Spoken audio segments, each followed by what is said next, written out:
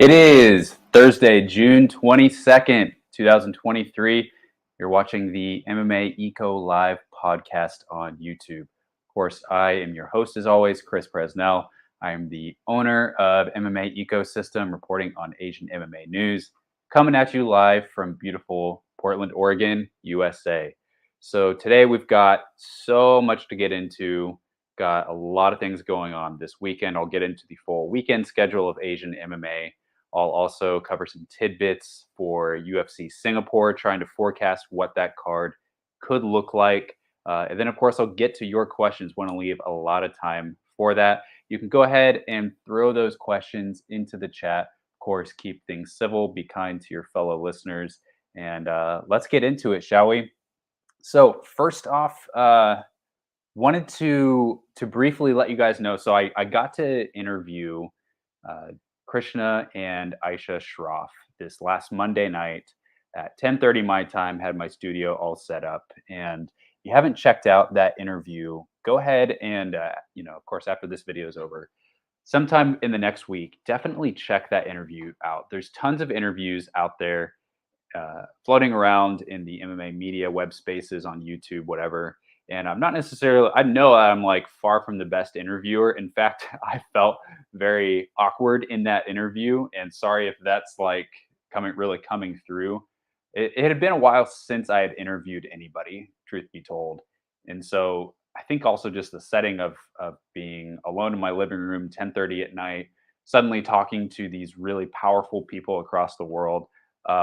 That's not something that I have done a lot. I've been able to interview a couple UFC fighters, a couple other folks, other places like Liu Kai. I interviewed Fatima Klein, but this one felt like it had a much bigger magnitude to it. And I only bring all this up just because I know, like, I'm not the best interviewer in the world, but I gotta tell you guys, when I was done with this interview on Monday night, I was literally shaking. Like, I I had a hard time even like winding myself down. I finished this interview a little bit after 11 o'clock p.m. and I'm literally shaking, and I have a hard time like winding myself down to get to bed, just because I so rarely talk to people in the MMA industry who it feels like they are literally like building MMA. Like, they've got the tools in their hands and they're building something that hasn't been there before. A lot of people, elsewhere other than the fighters, kind of just they're maintaining promotions. They're trying to grow their own promotions, but like, talking to the Shroffs, they are literally like they're not only building the MMA ecosystem within India, which has never been anywhere close to like a global power or superpower, but they have this vision of like, how can we get there as soon as possible, and not just bring it on par with everyone else, but how can we actually give a greater future for these fighters that they may not have competing other parts in the world. They're building basically like a UFC PI, except it's a Matrix Fight Camp. They're building that outside of Mumbai. They offer health insurance to their fighters. They pay their fighters like really, really well, especially for their 12th show coming up next week. They pay their fighters more than most like kind of Fight Pass level promotions around the world. And I know this because I've been on the receiving end of offers for fighters. I've seen this firsthand to be able to compare. But they're doing that. They are literally sending Indian fighters to partner gyms across the world, paying for them to train there. Places like Soma Fight Club in Bali, which is become basically like the Indian hub outside of India. And everything that they are doing is just like, how can we basically super develop this country's MMA prospects? I bring that up just because that was an interview for me, an interaction that just so squarely fits into my niche and what I want to report on. And it just literally like the development of MMA across the world. That is my niche, and it was so cool to like be able to talk to two of the most influential people in that space. Still buzzing from that interview. The shops were really kind and gracious. As soon as I hopped on the line with them, they were just like, "Oh, we love your page. We read your articles, all these things." And it was just one of those moments where, I don't like to really like toot my own horn and like tell the world, look at this great thing. But just like, I'm just a guy, I'm literally sitting to you in my living room right now. And the only person that's ever worked for MMA ecosystem is me. And to have something that I built a little over 2 years ago, and to have people across the world that are these like Bollywood super influencers, models, movie producers, fight promoters being like, "Hey, we love your stuff," was just so motivating and exciting, and just gave me a lot of passion to keep doing this. So, yeah, if whenever you get the chance, if you haven't checked out that interview, check it out. It's just on the same YouTube page. Otherwise, let's get into some of the big fights going down this weekend. So, first up on the schedule, tomorrow morning in the US, Friday night in Asia, we've got one Friday Fights 22, and this is a really big event just because of the heavyweight title fight going down halfway through the card. Anatoly Malikin trying to merge his interim title with the main champion Arjun Bhullar, his heavyweight championship with one championship. I did a post on Instagram yesterday just chronicling the timeline in as short a fashion as I could. I like way exceeded the character limit on Instagram, and it took me forever, like 45 minutes to cut it down. There is so much going on in that storyline, starts and stops, and weird cancellations, sometimes for vague reasons. It's just one of the most like confusing, exhausting, frustrating, and drug out heavyweight or any like weight class storylines in MMA that I've ever seen. Hopefully, nothing happens in the next few hours that would jeopardize this fight. Let's find some wood, knock on it, knock on it. But at this point, I just want to like focus on the fight, and really excited for this fight. Anatoly Malikin, probably one of my top. I don't think you. I feel like he's past the prospect phase, but like he's 12-0 and looked like an absolute like wrecking ball machine his last couple fights, just blowing through really good guys like Rainier de Ritter. Uh, Interested to see if he is going to face any kind of adversity from Arjun Bhullar. Bhullar hasn't fought in over 2 years. He's a good wrestler, but like well, knocked a little bit too hard there. Um, yeah, it's like can he hold up against Anatoly Malikin? He's been way more active, is an absolute physical specimen on the smaller side of heavyweight, but a really athletic, strong guy. I don't know. I mean, I'm really tempted to count out Arjun Bhullar, but I honestly don't know what to expect from him. So should be an interesting fight. It's really strange, guys. You think about this main event, which is one of the biggest fights in one championship history. Like literally one of the biggest fights that one championship has ever put on. It belongs in the main event of an Amazon Prime show, which is what it had. It was the main event of this one Fight Night 8 show back in March. And then the fight had been booked for two months. And then with 9 days out, a broadcaster has a problem with this fight taking place on Amazon Prime in this time slot. And despite these fighters going through this 2 month training camp, they they shut the fight down, and then they move it to July, and then they actually move it back a couple weeks back to one of these Friday fight shows. So weird, guys. This fight is in the middle of a Friday fights card, which I know it's like a tentpole event, but even still, it's like halfway through on Friday morning, which I guess would be late afternoon in Russia and in the morning. Arjun Bowler, that's a whole nother deal. The guy's Canadian. He's of Indian ethnicity, but he is Canadian.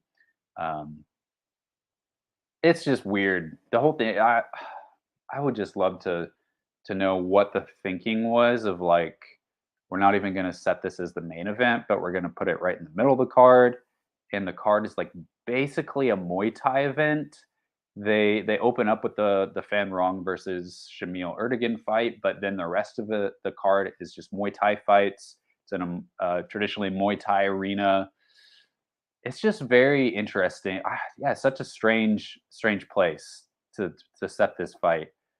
It'll be big either way, but I just it's very strange. We just need to get this fight over and done with so we can move on to the heavyweight division, whatever that division even is in one championship. Very strange division. Some good guys in there, but a pretty small division. So looking forward to it. I expect some drama. So yeah, looking forward to that. Next up, we've got Naiza FC 52. This is also airing about the same time as One Friday Fights tomorrow on Friday. They are doing a co-promoted show with Ural FC, which is an interesting co-promotion. Ural FC, this is only their third event. It's a kind of Russian Eurasia based event. So kind of an interesting combo to pair the two together for this being Naiza's 52nd show. I am going to share my screen real quick, and so we can look over this fight card. A couple interesting fights and fighters on here that I would love to bring to your attention. But let's see. So we've got in the main event, kind of a weird fight. Glimjon Jostlinov versus Vyacheslav Datsik. I believe that's a Naiza guy against a Ural FC guy, but I don't know what's behind putting that as the main event. Maybe it's just a kind of a crazy fight. I'm not really familiar with those two guys and their personalities, but probably very entertaining for those, especially that are there live. Got a couple good title fights on this card. We've got Darin Ermakov defending his title against Ruslan Shamilov for the middleweight title. And then for the strawweight championship, not a lot of men's strawweights going around, but we do have them in Asia. So got Sagan Kazbek defending against Bagdat Jubanish. These guys have fought already before. I believe they fought. Let's take a look at Sagan. They've fought before, so this is a big rematch. So yeah, look at that.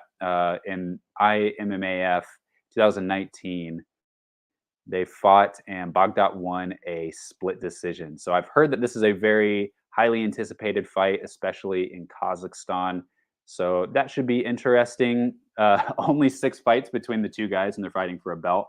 But then again, this is 115-pound for men. To their credit, both undefeated. But that should be interesting. Ismagulov, he is a guy to watch for. And then this fight right here. Is this a title fight or not? The Ramazan Gasanov versus Zhang Bao fight. I'm not sure if this is I thought that this was a welterweight title fight, but I'll have to double check that to confirm. I'm actually just gonna look up on Naiza's page right now.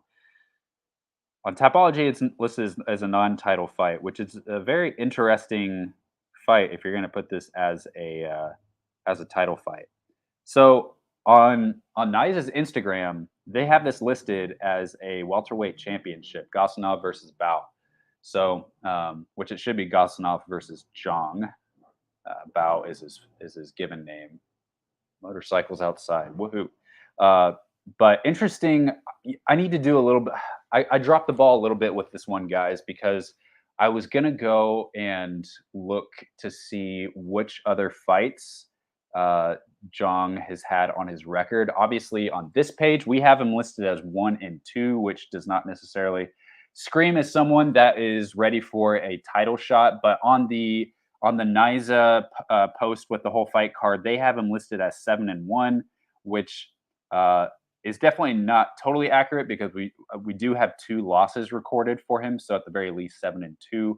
I did a brief search to see if I could find any more fights that are unrecorded for Zhang Bao, but I need to go back and do that. Of course, a little bit late now, but I will go and do a deeper dive on that to see if he has any more fights. So I don't really know much about him, but he is just another Chinese guy that Naiza is bringing in. They definitely want to bring more of those in.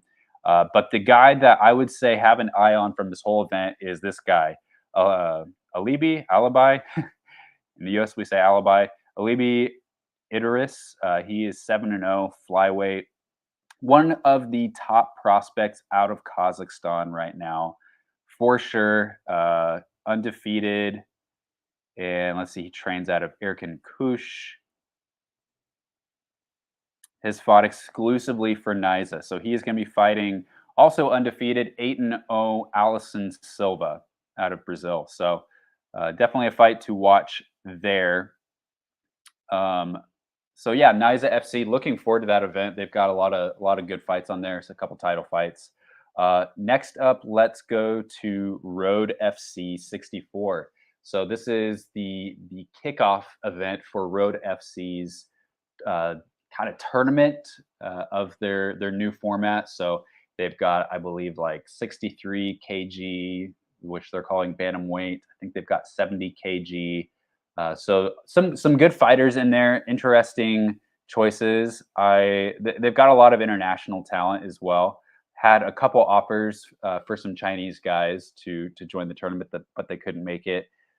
Let's see. Let me show you this event real quickly. I won't spend a ton of time on here, but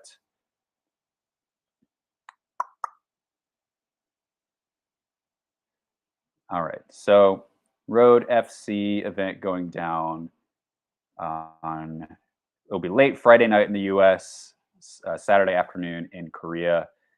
We have got Kim Soo Chul, previously of RIZIN, joining the tournament. That should be fun. We've also got Yang Ji Yong, one of the guys I am looking forward to most. I think he's one of the best prospects out of Korea right now. He is fighting in the 63 kg tournament. He's going to be fighting Kyrgyz guy Rajabali Shedulayev, who is undefeated at 6-0. Also, well, we did have one fight canceled here. I guess they just didn't add it. A couple fights canceled, but overall should be an interesting event. We've got fighters from a lot of different countries, from Russia, Germany, Brazil, Mongolia, Japan. So very interesting event. Guys from a lot of different places. Max Sugimoto is even on there. So there you have it, Road FC 64. I believe you can watch that on africatv.com, which is spelled AFREECA TV.com. And last I checked, that was free. We shall see. Maybe I'll take a look on that, make sure everything's good to go with that. But that is coming to you late Friday night if you're in the US, or on Saturday afternoon if you are in Asia. All right. So that is Road FC. Looking forward to that. And then we've got this RIZIN show. So I know some people are not thrilled about the quality of this RIZIN card, but I just say let it play out and let's see how entertaining it ends up being. I think it should actually be a pretty fun event. So I will take a peek at this RIZIN card real quick. Of course, always RIZIN having awesome posters. This one has a lot going on there. A lot of colors, a lot of people crammed into the skyline. This is in Sapporo, so I believe this is Japan's first event in Hokkaido. So that's kind of cool. In the main event, we've got the featherweight championship. Kleber Koike Erbst fighting Chihiro Suzuki. So Suzuki is 24 years old. He's on a win streak through RIZIN right now. Looking forward to this event. He's just another one of the young Japanese guys. In fact, I should have a video out hopefully early tomorrow morning on kind of my top young Japanese guys under the age of 25. I think I've got 11 fighters that I'm highlighting. So he is definitely one of them and will be much even higher up that list if he is able to beat Kleber. But man, look at that experience difference: 10-3 versus 31-6-1. Definitely an uphill battle for Suzuki, but he's a talented guy. Otherwise, on this card, kind of just a lot of odds and ends, some interesting fights.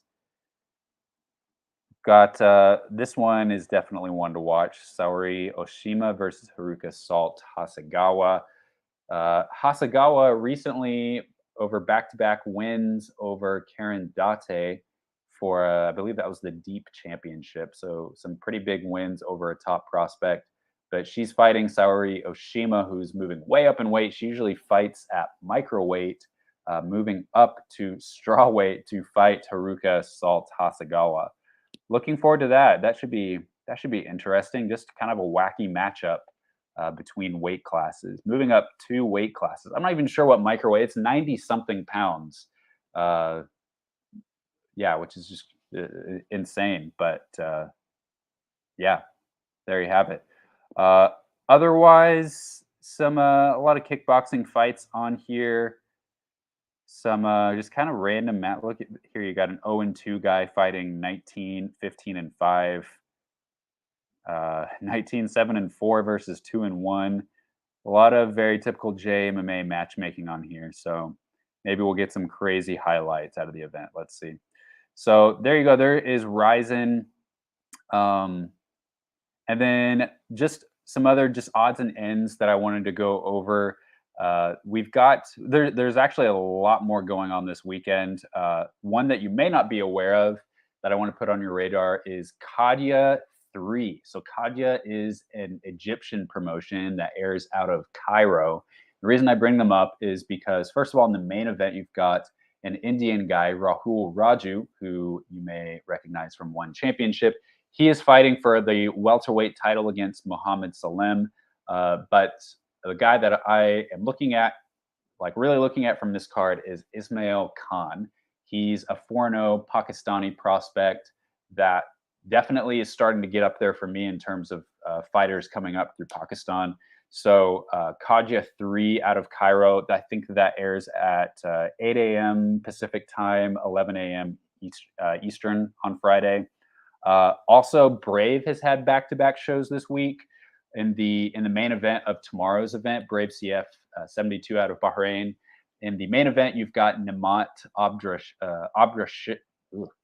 Abdrashitov fighting Roman Bogatov, former UFC veteran, for the featherweight title, and should be a really good fight. Nemat Abdrashitov, he's one of the top guys out of Kyrgyzstan right now.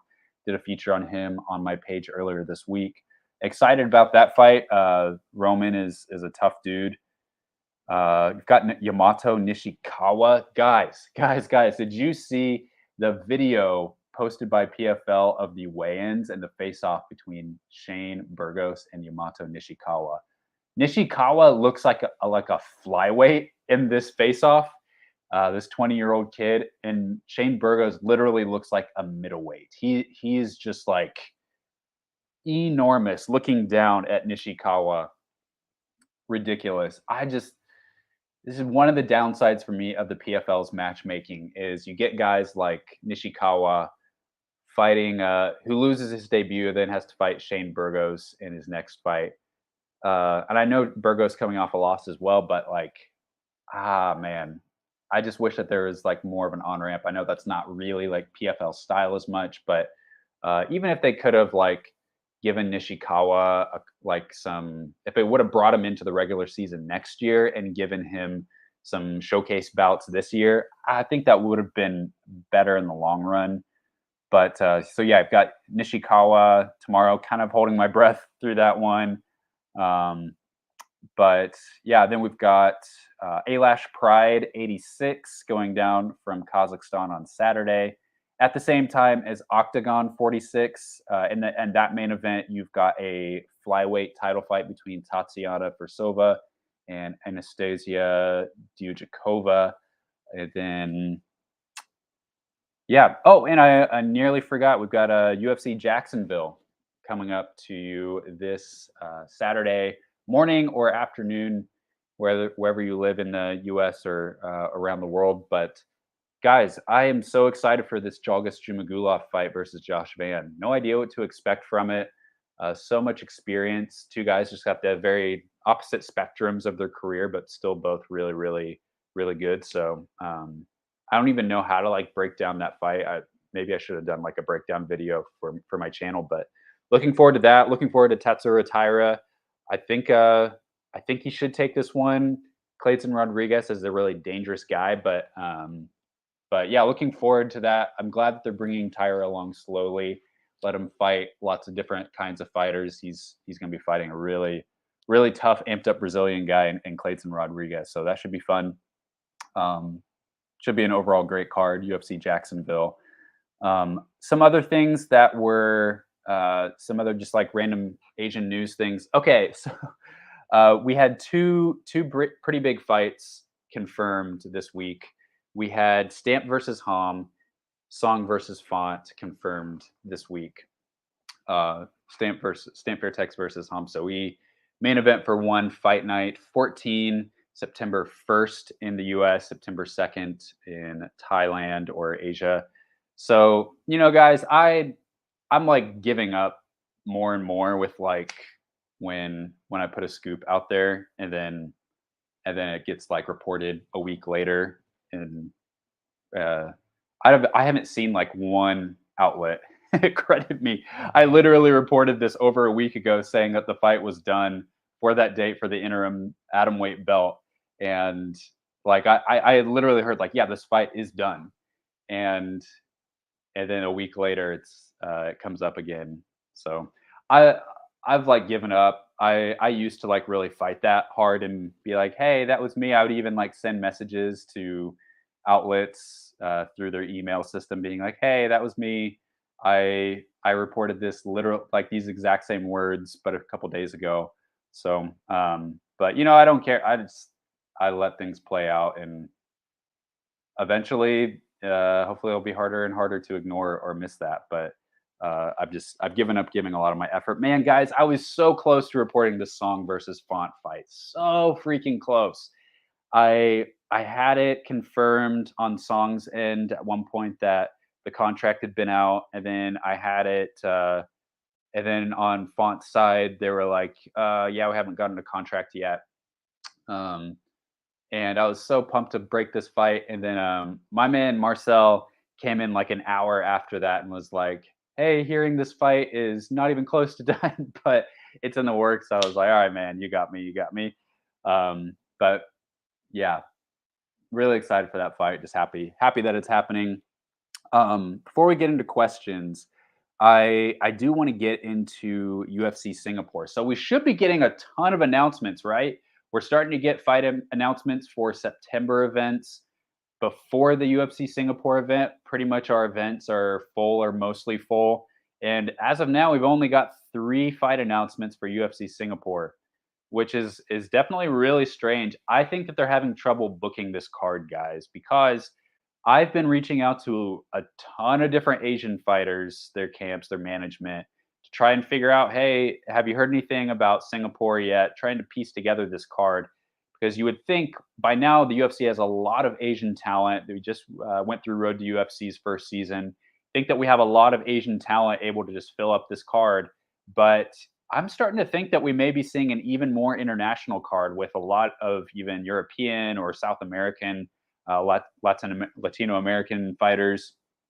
I don't know if we're going to get a lot of Asian fighters on here. I kind of looked back in the past previous Singapore cards. The last year's Singapore card, I think had an Asian fighter in every single fight. Of course, except for the main event, Prochazka versus Teixeira, and maybe one other. But there was an Asian fighter in every single fight. Before that was the Askren versus Maya fight in was that November of 2019. It was fall of 2009. I think it was October of 2019. And that one was kind of hit or miss, kind of half and half Asian fighters in every fight, a lot of them not. And I think we're going to be seeing more of that kind of fight card. So let me go through real quick. I don't want to turn this into a teaching thing that just drags on, but so here's what I have for UFC Singapore so far.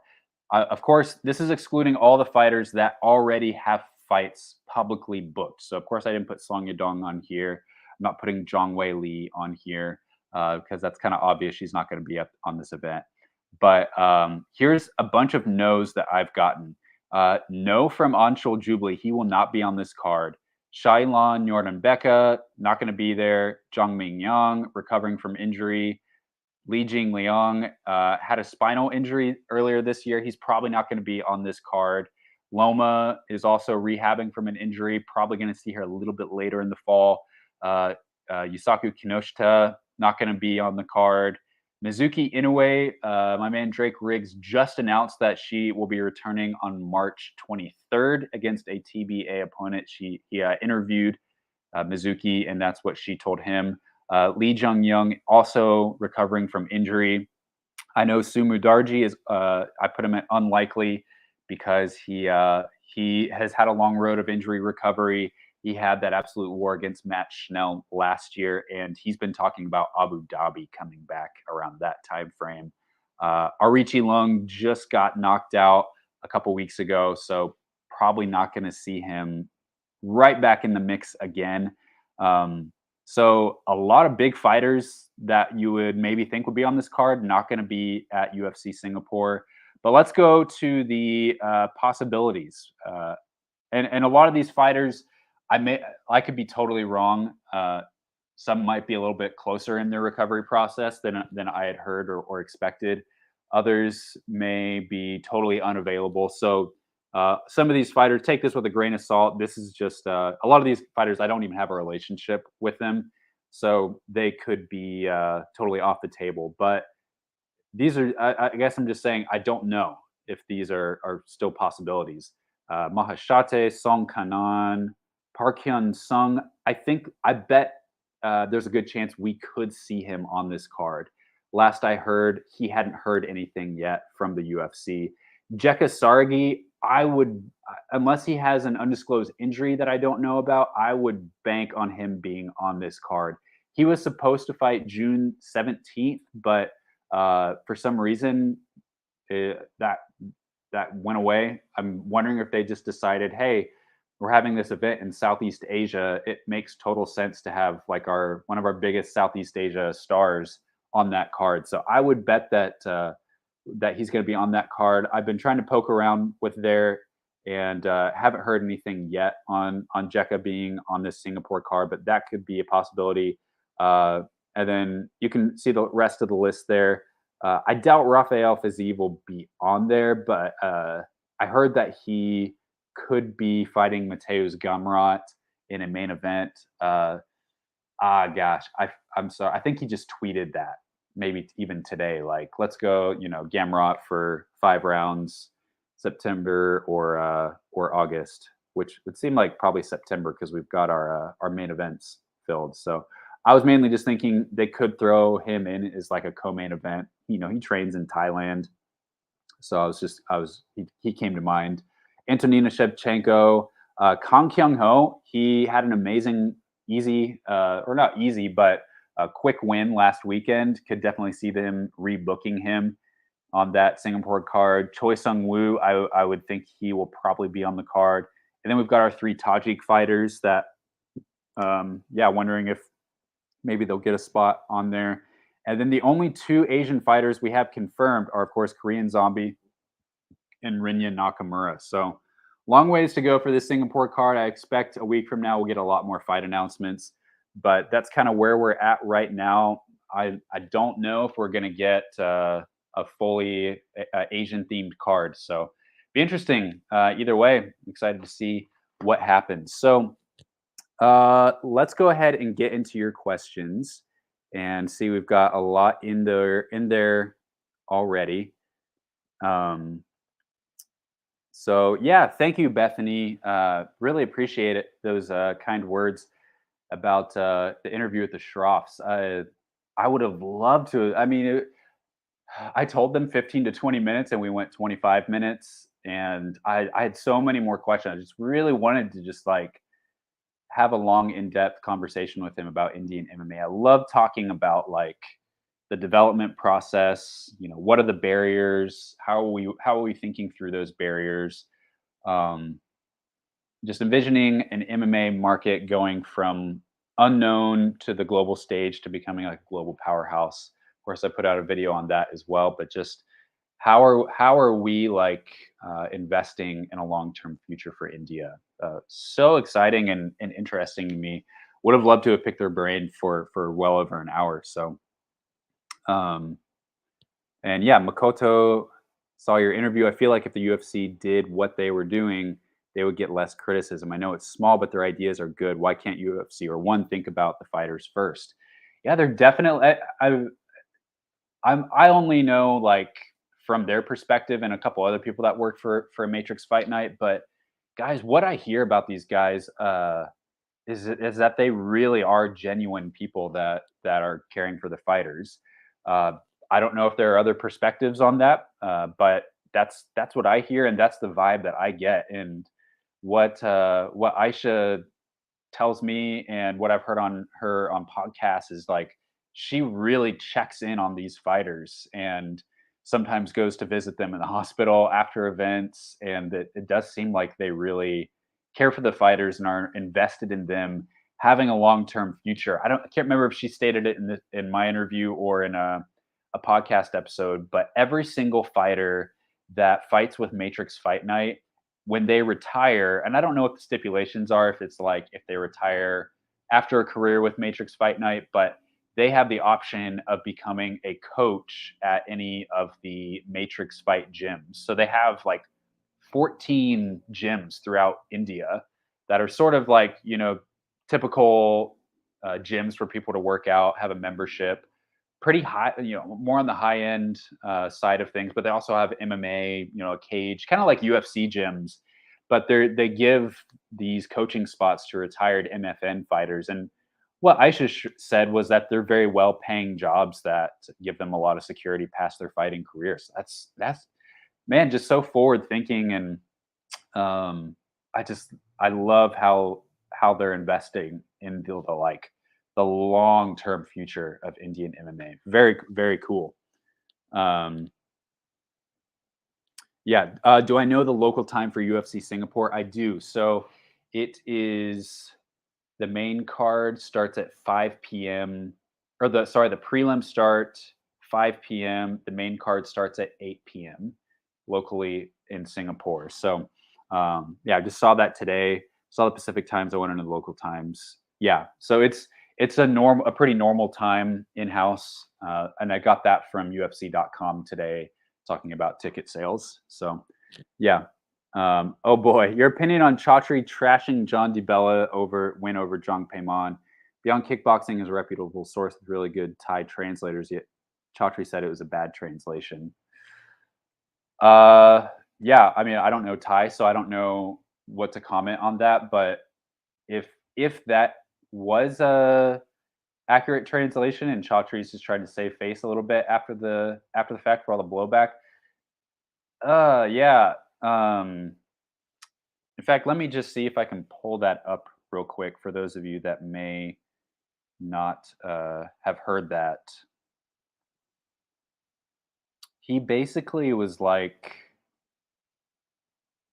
yeah, like he very, very clear, like John DeBella very clearly lost that fight. Um,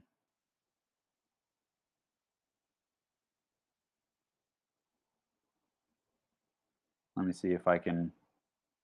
Yeah. So this says they asked Chaudhry why John DeBella doesn't have any fights booked. He says he doesn't want to defend his title. We want to book a rematch with Jong Paimien, but he knows that after 4 rounds he lost easily. In the 5th round he fluked and head kicked Jong. We might strip him. And then oof. And then John DeBella responded, said, "Since I won my title, I haven't heard from one. No congratulations, no next fight news. I have asked to fight on the May 5th card in Colorado against Jong or Daniel Williams since he called me out. One replied that they don't want to do those fights. For over 6 months, I do not know when I will be defending my title. I saw Jong had fought, and I still wasn't sure when I was fighting next. I got offered a fight against Jong for June. I said yes. I started training camp, but they kept postponing the date without explanation. As the world knows already, my win against Jong was not a fluke." Yeah, flukes very, very rarely happen in MMA, in my opinion. As I give the fans one of the best fights of the year in my debut, I should have got respect, not disrespect, especially considering I haven't fought kickboxing in 3 years before that fight. Yeah. Uh, Regardless of Chaudhry's comments, just the way that he's been treated, that's not the way that you treat your champions, guys. Like, you gotta you gotta communicate clearly with them, and it is frustrating. And whenever you have a promoter saying one thing and a fighter saying another thing, it's hard to know what happened behind scenes. But like, usually, if I'm going to give one the benefit of the doubt, unless I have any other reason to believe otherwise, I'm going to give that to the fighter. Um, the promoter, there's often a lot of different motives going around a promoter. Their job is literally to promote their organization, and I feel for John DeBella. I feel like a promoter should be going to bat for their champions, and very strange treatment. It seems like so. Yeah, it's too bad. And I feel like, and maybe I missed it, but like, if Chaudhry feels like that was a bad translation, then like, okay, then like, uh, defend your champion, you know? So very strange. WMMA scene. Good evening, ladies and gents. Congrats, Chris. You called it on the Stamp versus Hom date. Yes, sir. Is Arjun popular in India? If not, why isn't he popular? Is it because he's Canadian? Yeah, I was actually talking to one of my friends that works for Matrix Fight Night yesterday about this, because I put out that timeline on my Insta of the fight, and we were talking about Arjun.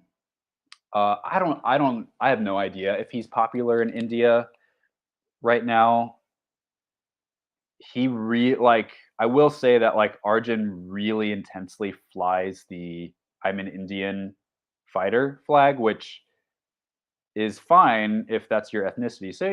So he has about 82,000 Instagram followers. So he probably has, I'm guessing a lot of that is from India. Um, I think I think there's a lot of folks in India, and this is what my friend tells me, who lives in India and is Indian, is that Arjun really tries to push this like, I was the first Indian fighter in the UFC, when his nationality is Canadian. And so I think that really rubs some Indian folks the wrong way. And then like, he came out kind of against Anshul Jubli, because Anshul Jubli like literally is the first fighter of Indian nationality to win in the UFC. But Arjun came out kind of like, no, that was actually me. And so I think that kind of rubs some folks the wrong ways, is how I understand it. And I I'm not here saying bad things about Arjun, but like, I can imagine how the saga over the last couple years has rubbed some fans the wrong way, just with yeah, all the kind of lockout with his contract. Of course, like, I went back yesterday and listened to an interview that he had with Ariel Hawani right when he had re-signed with One Championship last spring, and he made it sound like, I'm a really big fighters' rights guy, and my management CAA, who's the same guys that manage Francis Ngannou, like, thing about CAA is that they don't have an agenda other than making my agenda, the fighters' agenda, their agenda. So if I want something, then they're going to fight for it, and they're not going to take no for an answer. So it sounded like, Arjun, he really wanted to do the pro wrestling, and one didn't allow him to do that. Then he signed a new contract, which would allow him the option to do pro wrestling, which CAA was able to get that. So he really has a good connection with his management. Really thankful for them. Of course, this was over a year ago, but um, yeah, I'm not really sure what to make of that. Like, um, I don't know Arjun. I don't. He's not really a guy that I've followed super closely, but I think that's what I'm picking up on, is there's some negative backlash towards him for that. I don't know if he's popular in Canada. I don't really know how to gauge that, but that's kind of my sense on things. Okay. Uh, don't you think? Do I think fighters who do interviews are confident in their abilities?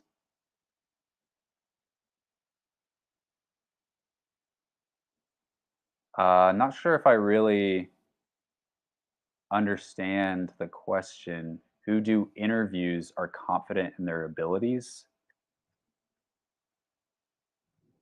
Yeah, I mean, you're gonna most fighter like when it, fighter. Yeah, I do. To answer your question, I do. Why does RIZIN just make every event a landmark event? The ring is bad for MMA. I don't know. I know they are going to do more caged shows this year, and hey, or maybe okay. I got the dates for the RIZIN events for the rest of the year from a friend, but I haven't been able to confirm these, so maybe I'll hold back on these for now.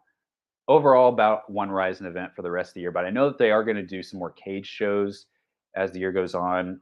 I mean, they have kickboxing fights too, so that's probably part of it. And the ring is just kind of like a staple of Japanese MMA. It's at least like I guess that's not totally true. A lot of your promotions like Shudo uses a cage. A lot of organizations actually in Japan use a cage, but it's Nobuyuki Sakakibara, so he's connected to Pride. He wants to kind of keep that Pride product alive in a way. So uh, it's nostalgia. Some people would argue that it is better in some ways. I'm with you. I like the cage better for MMA. From a functional side, from an audience viewership side, I can see how a ring is better. But I'm with you. Um, are you familiar with the greatest Road FC champion, Manur Barnawi, who was the first person to sweep Islam Makhachev? A crazy stat that you know that. If you haven't seen that fight, I recommend. Yeah, I'll put that on my list for sure. I've heard of him. He fights for Bellator, right? If I'm not mistaken. Yeah, I'll put that on my list. For the UFC PI in Shanghai, what were your thoughts on the stadium setup they had for Road UFC? Normally, we see seats around the cage. In that case, it looked like an auditorium. I could see, yeah, it was an interesting setup. I kind of thought that like for the for the fact that I guess they acquired this building. It looks like a building that they acquired, right? Not that they built.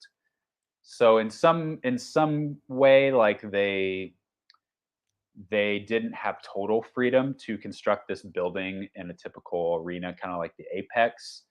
But I kind of like the more the auditorium style for MMA fights. I would go to these Invicta shows.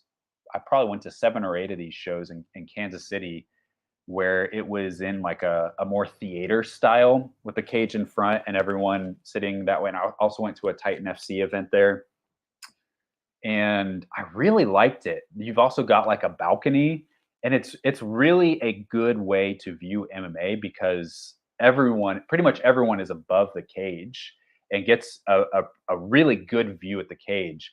Even other Invicta shows I've been to later, where it's more of like a gymnasium, and you're a little bit more flatter to the cage. It's a little bit harder to see, but personally, I really like that setup where you're higher above the cage, looking down.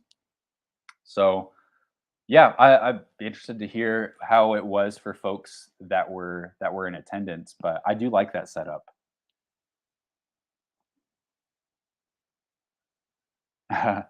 Yeah, saying you want to go fight in the cage, literally go fight anywhere else. Provides variety. Um,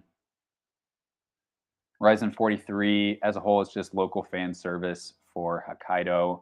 It's like UFC goes to Brazil event. Uh, yeah, I got you. Uh, time to bring in the old school puns. The Chris Presnell of eating a tasty pretzel. Yaroslav Amosov likes to take all. I see. See, I know you're trying to Michael Bisping me here, and I know what's going on. So I'm not falling for that. Nice try, Rain. Let's see. Jimmy, I'm a mod for Dan Toms. He gets harassed for standing up for minority groups in MMA. Is there a danger in standing up for minority groups who get an unfair shake? I would say there's a danger in not standing up for them. So yeah, always going to be standing up for the minorities. There you have it. Some opinions about one championship. One championship is quickly becoming less and less Asian.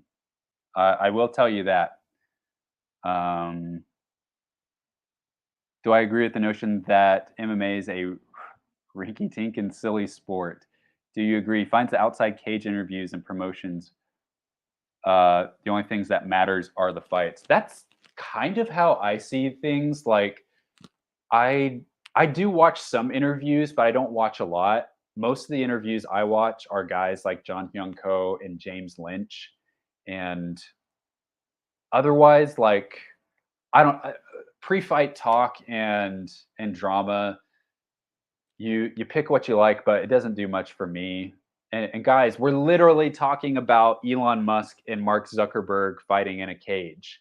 That I mean, it is a silly sport, and there you have it. That's all I'll say about that. We're talking about Mark Zuckerberg versus Elon Musk. He asked me this last week about Ham versus Stamping an interim title fight. No, I think it's a justified. I think it's okay to give Angela Lee some space and make it an interim title fight for now. What are the hurdles for scheduling UFC Singapore? Last year's 275 was pretty good overall, despite being a short card with only 11 fights. Well, with it being a pay-per-view, they had a little more leeway to load it up with some big fights. Like they had Marvin Vettori versus Robert Whittaker, which is that's not an Asian centric fight. They had Teixeira versus Prochazka title fight. That's not an Asian centric fight. They can still put some other big fights on there. That's what I'm saying is like we'll probably, if there's other big fights on there, they probably most likely won't be featuring Asian fighters. So it still could be a great event, but if they're trying to like really like keep it Asian centric, I don't know how many fights, especially big fights, they're going to be able to do. And I think that's mostly just the luck of the draw with like if you schedule an event and it just happens that a lot of the people that you would schedule are injured or you want them for other events. I think that's kind of it. It's just the luck of the draw. But they've got a roster of 700 fighters, so they can easily fill it with other people. But yeah, I think that's it. Wasn't Sumudarji injured before his fight with UFC pay defender Matt Schnell? I'm not sure how he was injured for a long time before that. He had some kind of leg injury that took him a long time to rehab, and then that fight just like was one of the most like brutal fights you could ever put your body through. So I'm not sure what his health was like before that fight, but yeah, his body is taking a beating for sure. I mean, I don't know if UFC Singapore was a home court advantage for Zhang Wei Li. I mean, Singapore not necessarily close to China. Did I see the JHQ interview with Frank Hickman? Yeah, I do. I do consider him an elite coach. I enjoyed that interview. I think he actually had two parts to that interview, so I need to listen to the second part. But yeah, really enjoy hearing from Hickman. Always thought very highly of him. He was a coach at Tiger Muay Thai with his brother George.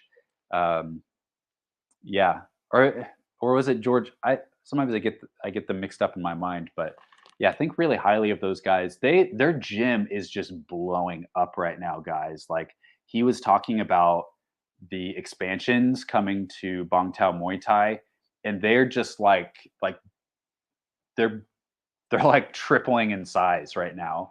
Their classes are so full and overloaded. It's really cool to see it. Yeah, really, really love hearing from him. I think he's a tremendous coach.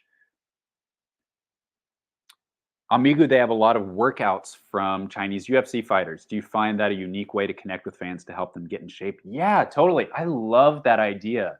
I love how if like with in China, like MMA is still gaining popularity, and watching MMA fights is not going to be a way that you can connect to everybody. but you can. I think that's a great way. Like, yeah, kind of turn some MMA fighters almost into like fitness coach influencers, build a connection with the fans that way, and then they may be more interested in watching these coaches, these influencers fight in the cage. I love that idea. It's a great way to appeal to a much broader audience than just those that want to watch MMA. So I think that's a great idea. I think you could really do that in any Asian country around the world. Totally, India could see that being really popular as well. It's a great blueprint. Really like John DeBella. He's really good. Just sad to see the disrespect from his own promoter. I agree. Paymon has also improved, so a rematch should be warranted. Are you going to broadcast or just comment on the Road FC tomorrow? My Brazilian brother will be fighting, and I can't find another site that will be broadcasting it. Uh, well, hopefully you can watch it on that website, Africa TV. Here, let me put this up for you guys. I will be watching as much of it as I can. Put this up on the screen. So yeah, go there, check out the website, and see if you can find Road FC. If you follow me on Twitter, I'll also tweet out a link to it as well. So so pay attention to that. Cool that your Brazilian friend is fighting on there. Um, we'll definitely have to be watching for that. But yeah, I'll be watching the PFL show tomorrow too. I'm doing results for Tapology for that. So I will probably catch at least a good part of the Road FC event and do some live tweeting. Let's see what else we got.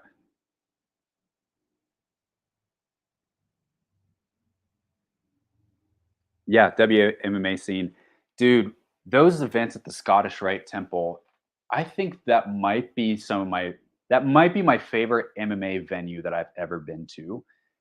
It was like the Scottish Rite Temple is this it's originally like a Masonic temple in Kansas City, and it's like an old theater. It's very dramatic, kind of like curtains, different colors of lights, and it was just the most perfect environment for Invicta because the fights themselves in Invicta, especially when you're there up close, there's like a drama, almost like you're at like a community theater show. Versus like I always say like going to an Invicta event is like going to community theater versus going to like an IMAX of a big budget movie for the UFC. Both really fun, but and I don't mean that disparagingly against Invicta. I just mean that like with a community show, you get to sit so much closer to the action. There's so much more like, and you pick up on the drama, the emotions, and the Scottish Rite Temple was just this very dramatic environment, very cool for MMA, and I really, really miss going to those shows. Now they're at the Memorial Hall, which to me just feels like a very like stale, just kind of typical gymnasium environment. I know part of that move was because switching to the Kansas Athletic Commission versus Missouri, Kansas City is split between two states, and the Scottish Rite Temple is on the Missouri side. The the Memorial Hall is in Kansas City, Kansas. With that Kansas Athletic Commission, they're able to get open scoring, and I think there's a lot of things I think really highly of the Kansas Athletic Commission. So I think that was part of that switch. But man, I really miss those shows a lot. Some of my best memories of MMA, honestly. Um, bigger fan of you now, understanding that MMA is a silly sport. It is. Once you enter the cage, things are a little less silly, but not even always, right? Even last week at LFA, a guy that goes for a takedown and goes flying through the cage door. It's a silly sport for sure. Let's see. Ham versus Stamp, Grosso versus Shev 2, right? That was just announced today.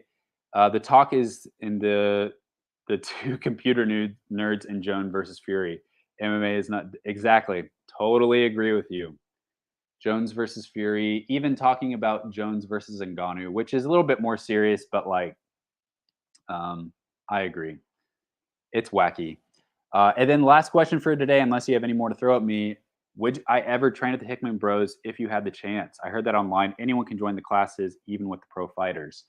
I don't know if I'd be willing to jump in there with guys like Volk and Jong, or even some of their like uh, more beginner level pro fighters. But I will, like, it's at the top of my bucket list to go hang out at Dong Tao Muay Thai for sure. Those guys follow me on social media. They interact with my stuff and sometimes repost my stuff, and so like we we're not like necessarily, we don't really talk to each other. I'm a lot more tight with John Hyung Ko, who is really tight with those guys and sometimes tells me what's going on within the gym. But yeah, definitely like big bucket list to go there. Getting more and more invites from folks in Asia to come check out their gyms or check out their promotions. So yeah, it'll happen for sure. I would love to go there, and I'm slowly getting. Uh, it's like a long-term goal for me to get back into fighting shape. Kind of how I personally am working through that right now is focusing on backpacking. So I live in the Pacific Northwest of the US. Got a lot of volcanoes, some mountains, a lot of really great backpacking trails. And I'm focusing on that right now to be able to carry a big heavy pack on my back for 13, 15 miles in one day, hiking around a mountain. So doing a lot of hikes this summer and working hard to get into shape for that. And then hopefully springboarding off of that, maybe next year I will be able to check out do some either MMA training or more likely some Muay Thai training.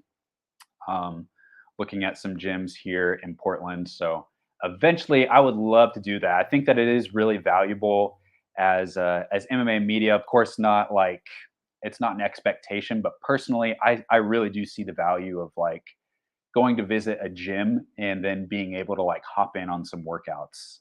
I really would love to do that. Even for some guys that are like that I'm friends with around, around the world that I have good connections with, just being able to like spar with them, roll with guys. I really, if I can, I want to be able to be in that kind of shape. So um, I was just talking to Sumit Kumar a couple hours ago, and he was like, "Hey man, I'm in Sacramento, like back at Team Alpha Male. If you're ever in the area, hit me up." And I was like, "Yeah, man, like we need to film something together, or just go check out training." So um, I know Sumit would destroy me, especially in like the wrestling department, but just want to be able to like have that option available. So yeah, yeah, got Brendan Loughnane there, Top Noi, Peter Daniso. So yeah, appreciate that. Great to get back in shape. So cool to have that as a motivator. Always good to have like something that you're working towards, as a means to get in shape. So oh yeah, I said that I sparred with David Onama. I did. That was like way back in the day, probably when Onama was like just starting his amateur career. He is hundreds and hundreds of miles past me nowadays, but kind of cool to think about that. That's all I got for you guys today. Really enjoyed that chat. One of my favorite podcasts I think I've had to date. So we got a crazy weekend going on. We'll be putting as much out there as I can throughout the weekend to keep us all up to date on the news, the results, all that stuff. Got some family coming into town on Saturday night until for all of next week. So gotta try to plan ahead a little bit. I'm thinking there probably will be no podcast next week because of that, but then we will come on strong right after that because it will be International Fight Week. So really looking forward to that, and got a busy month coming up here in July. So from me, thank you so much for checking out the podcast. Subscribe to the channel if you have not done so already, and hope you have